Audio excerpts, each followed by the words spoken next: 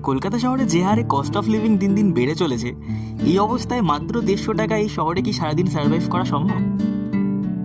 তো প্রথমেই সকাল সকাল ব্রেকফাস্টের জন্য চলে গেলাম সোনারপুর স্টেশনের কাছে। স্টেশনের ঠিক উল্টো দিকে রাস্তাটা দিয়ে কিছুটা গেলেই বাহাতের এই দোকানে খুব সুন্দর ডালপুরি বা কচুরি পাওয়া যায়, 10 টাকা করে পিস।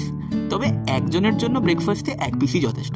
ফেরার পথে স্টেশন রোডে মোদিদির দোকানের চা, আলাদাই কম্বিনেশন। দুপুরবেলায় লাঞ্চের জন্য চলে গেলাম সদ্য সোশ্যাল মিডিয়াতে জনপ্রিয় হওয়া বাইপাসের ওপর এই আদর্শ হিন্দু। নিয়ে নিয়েছিলাম সবজি থালি, যেখানে ভাত, ডাল, আলু ভাজা, শুক্তো, পটল, চাটনি, পাঁপড় সব নিয়ে পড়েছিল মাত্র 40 টাকা।